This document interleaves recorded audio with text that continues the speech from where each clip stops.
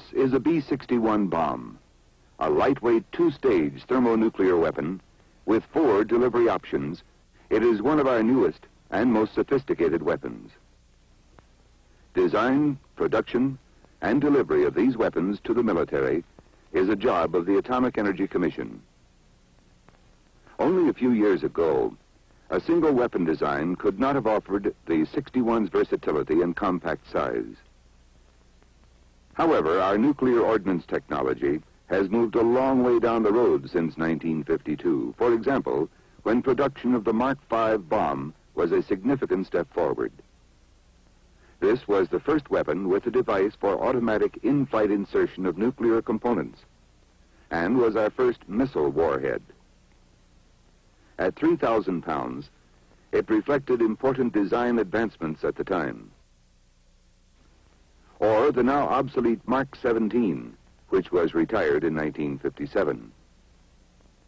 This monster, the first thermonuclear weapon to be stockpiled from a regular production program, was almost 25 feet long and 5 feet in diameter. It weighed more than 42,000 pounds. Nuclear weapons today contrast sharply with those obsolete devices. More sophisticated military needs, coupled with greater versatility in delivery systems and the advancing state-of-the-art, have helped to bring this about. The effects are far-reaching. This is the story of the B-61, the story of a nuclear weapon from concept to stockpile. But first, before we get into the new bomb, what is a nuclear weapon and how does it work? A nuclear explosion results from the conversion of mass into energy in nuclear materials. Weight for weight, the energy is millions of times as great as that in a chemical explosion. 2 kinds of nuclear reactions can release large amounts of energy in a short time. They are called fission and fusion. A weapon which derives energy from both of these reactions has 2 major nuclear components, named primary and secondary. The primary is a fission bomb. It derives its energy from the fissioning of uranium and/or plutonium. The primary consists of a hollow sphere of high explosive surrounding a hollow sphere of nuclear materials, known as a pit. When the high explosive is detonated and the nuclear materials are squeezed and compressed to form a supercritical mass, fissioning occurs, creating a nuclear explosion. To accomplish this spherical squeeze and compression, the implosion, as this is called, must be uniformly spherical. This requires uniform or simultaneous detonation of its surface. A weapon which employs both fission and fusion processes through the primary and the secondary can produce an explosion of great power. Surrounding this nuclear system is the ballistic case, which also contains the hardware that makes it possible to deliver and detonate the weapon. This hardware may include the radar, fusing and firing components, the neutron generator that triggers the chain reaction, a tritium source to boost the primary's energy yield, safety devices, cables, and other parts of the electrical system, and a parachute to slow down the speed of the weapon during delivery. The ballistic case may be designed to house a nuclear warhead for use on a missile, or it may be a bomb, such as the B-61. The need for the B-61 weapon system originated with the Air Force. At the time, the military was placing considerable emphasis on fighter-type aircraft that could operate from small airfields and high-speed planes from which lay-down weapons could be delivered at treetop level. One idea was that if a pilot were forced to abort his main mission, he could change the delivery option while in flight, for example, from lay-down to free-fall airburst. This would permit delivery on an alternate target without returning to base. About this time, the Navy also saw possible uses for such an aircraft-carried weapon. Military operational requirements laid on for the system were impressive. 4 in-flight or ground-selectable fusing options: free-fall air burst, free-fall ground burst, retarded air burst, and delayed ground burst or laydown. Lightweight and no longer than 150 inches, 12.5 feet. Maximum diameter, 15 inches. Delivery possible at all altitudes from 70,000 feet to 50 feet above the terrain at maximum airspeeds. Low altitude, high-speed delivery with high accuracy and safe escape. Invulnerability to many adverse environments during storage, transportation, and operational use. Rugged, reliable, simple in design. Easy and safe to maintain, inspect, handle, transport, and store. Its design must minimize the possibility and effects of human error. And the weapon would need no field maintenance or inspection during storage. Emphasis was placed on the need for high proven reliability with maximum safety against a nuclear accident. A nuclear weapon comes into being and is eventually retired through 7 phases: concept, feasibility study, development engineering, production engineering, first production, quantity production and stockpile, and retirement. Participating during studies of the B-61 were various Washington organizations, Field Command of the Defense Atomic Support Agency, and the AEC's weapons laboratories, Los Alamos Scientific Laboratory, Lawrence Radiation Laboratory at Livermore, and Sandia Laboratory. The Commission's Assistant General Manager for Military Application assigned the design responsibility for the bomb to Los Alamos and Sandia. For another weapon system, the design could just as well have been assigned to LRL Livermore. The University of California operates both LRL and LASL, which are competitive in the design of nuclear and high explosive systems. Defense Research and Engineering, through the Military Liaison Committee, then asked the AEC to move ahead with development engineering for the bomb. On the basis of Air Force and Navy requirements, the Defense Atomic Support Agency prepared the list of military characteristics and the stockpile to target sequence associated with the weapon. The 61 bomb then moved into the Commission's development and manufacturing system. With Albuquerque as a field headquarters, the overall AEC weapons development and production complex consists of 14 facilities, test areas, production plants, and laboratories. Now, having the operational and storage requirements, scientists and engineers at Los Alamos and Sandia took over. At Los Alamos, a team of specialists pooled their talents: physicists, high explosive experts, design and production engineers, and started work on the nuclear system. When a new weapon system is designed, the complete action of nuclear and high explosive components is simulated in a computer. The results indicate design expectations. Once the design is selected, studied by computer technology, and found promising, it is developed in real hardware for more study. At this point, the radioactive material is simulated, ordinary uranium or D-38 being substituted for U-235 and lead usually being substituted for plutonium. Actual implosions of a mock-up primary can be studied in many ways, such as a method called the pin technique. An opening is cut into or through the high explosive and pit so that pins can be placed inside. Upon implosion, the pins are electrically shorted and the system's sphericity can be measured.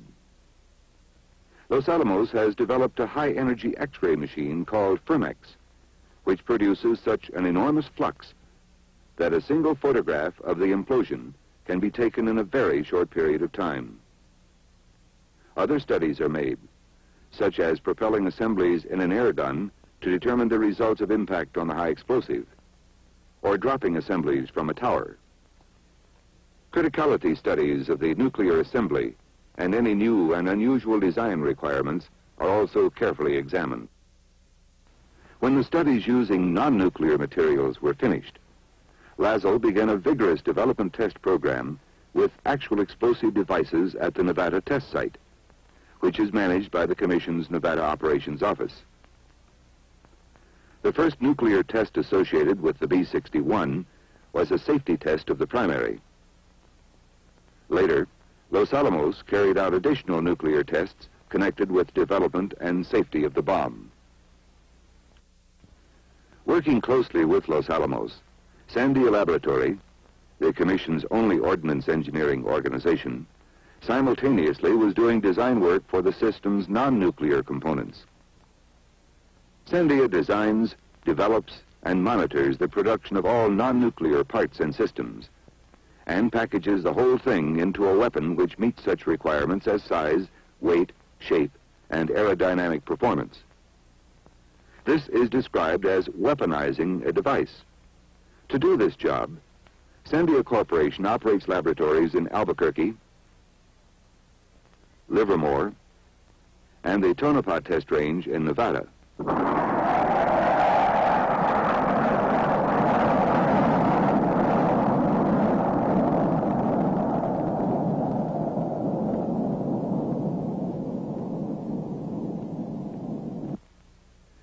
Because the 61 would be a laydown weapon, the big problem was slowing down the bomb so that it would survive impact against a thick concrete surface at 165 miles per hour and detonate 31 seconds after release.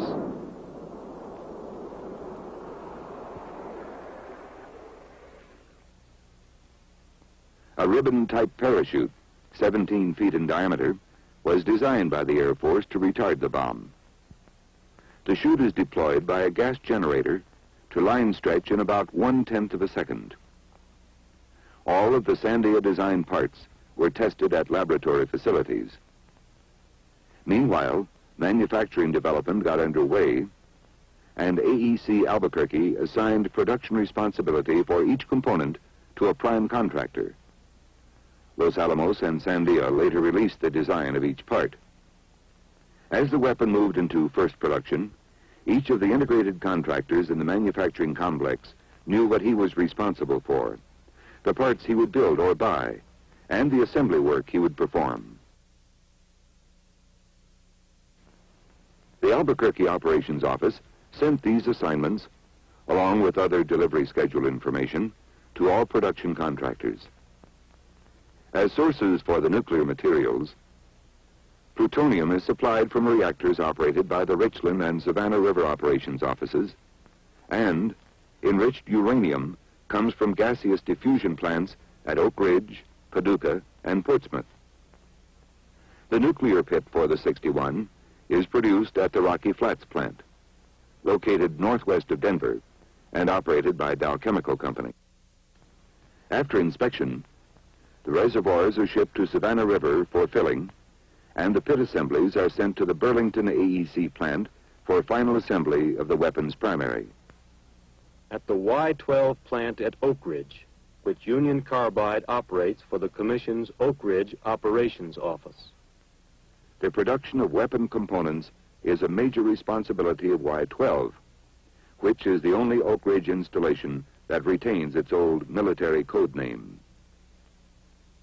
For the 61 program, the plant fabricates the center section of the weapon case from a high-strength aluminum extrusion to obtain precise ballistic contours and to provide interchangeability with mating parts.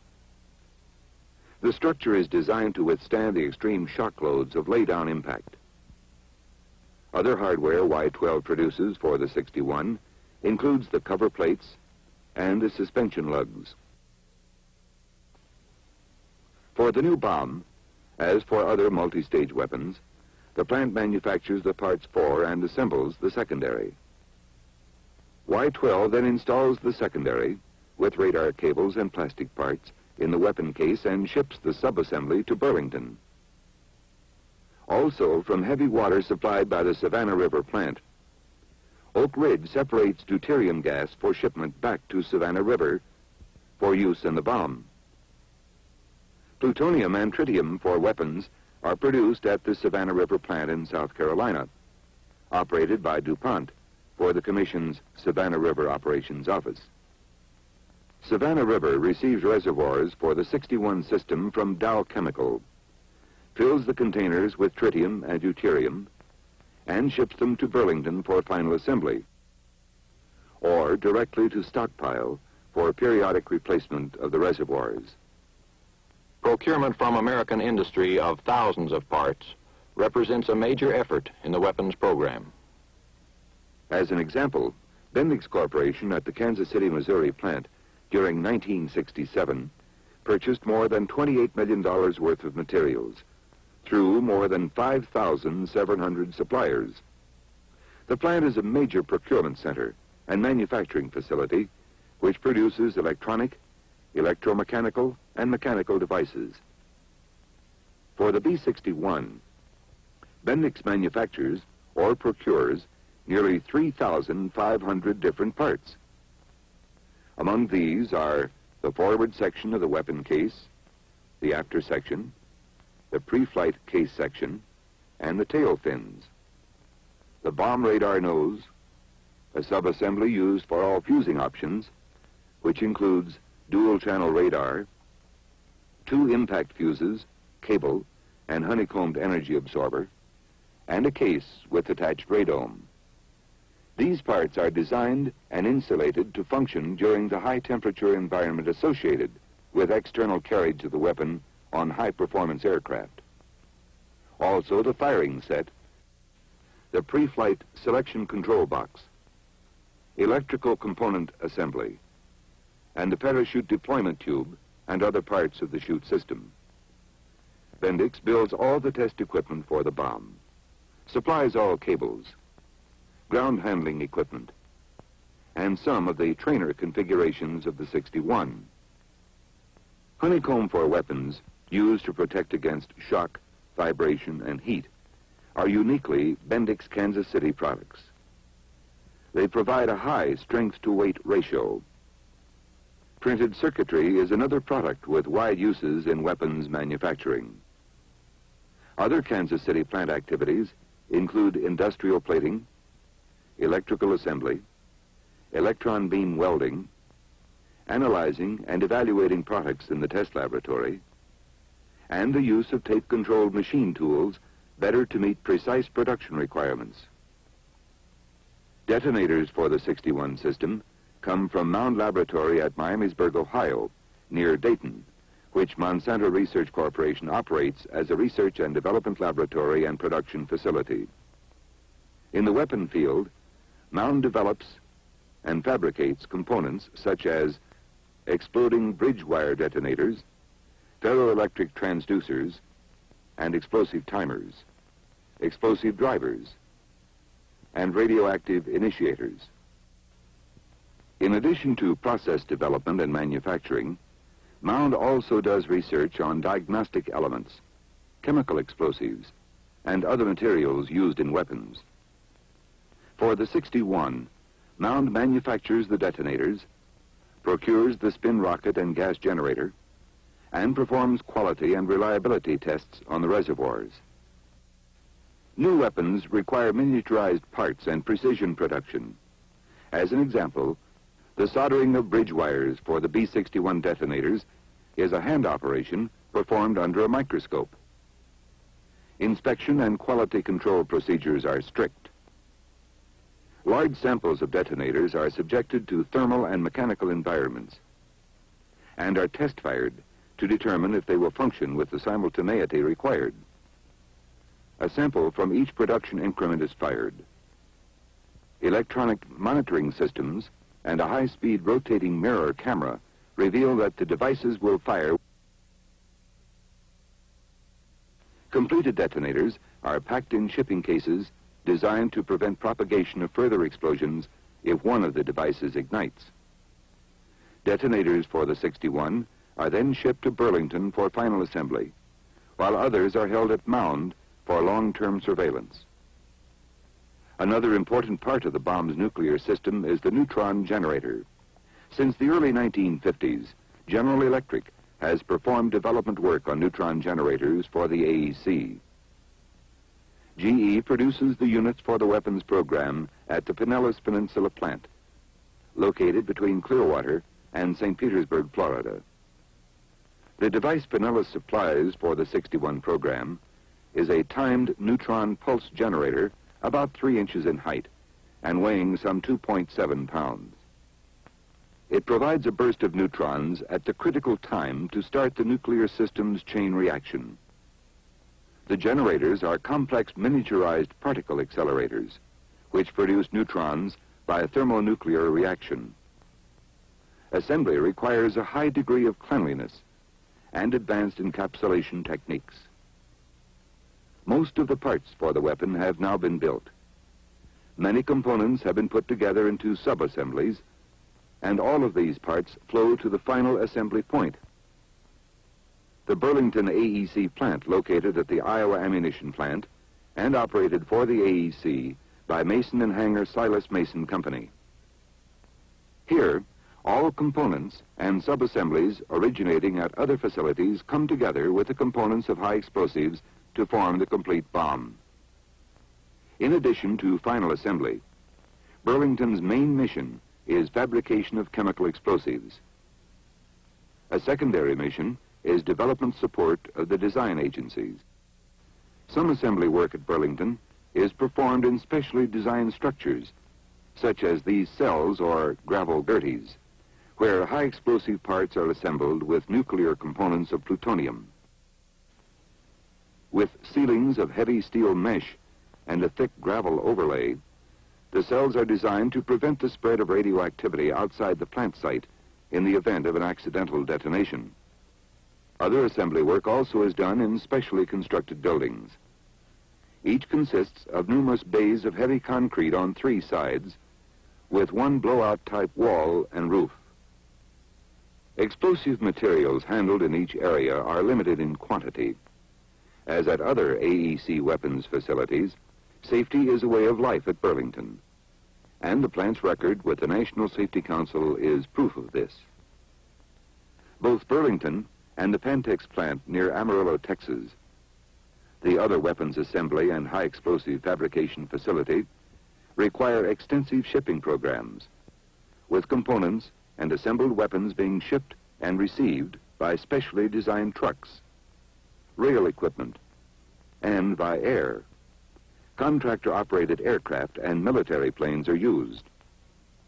Specially built ATMX cars, such as these shown at Pantex, are escorted by Albuquerque-based couriers who are berthed in a car that accompanies each shipment.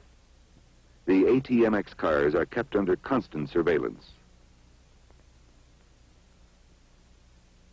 Transport of components, sub-assemblies, and completely assembled weapons in AEC custody is an Albuquerque operations responsibility. The record is excellent. Within the AEC, there has never been an accident in a public area involving detonation of chemical explosives within a weapon. In no case of either commission or military custody, of course, has any accident resulted in a nuclear explosion. Assuring the reliability of weapons requires a continuous program. A part of this job is done at the Pantex plant, which performs weapons quality assurance work in addition to fabrication of high explosive components and final assembly. Quality assurance activities at Pantex involve new material system tests, stockpile sampling, and joint firing tests.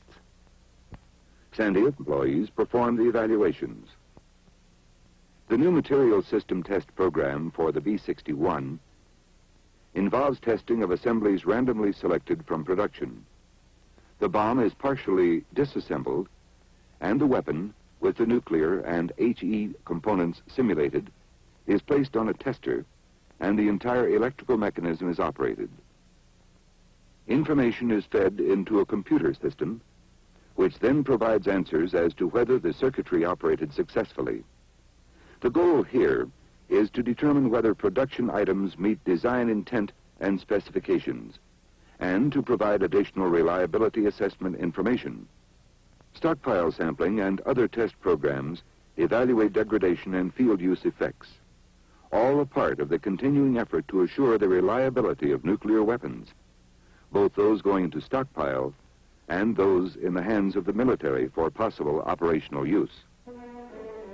This has been the story of the 61 bomb, one of our newest and most versatile weapons, as told against the background of the Atomic Energy Commission's development and production organization.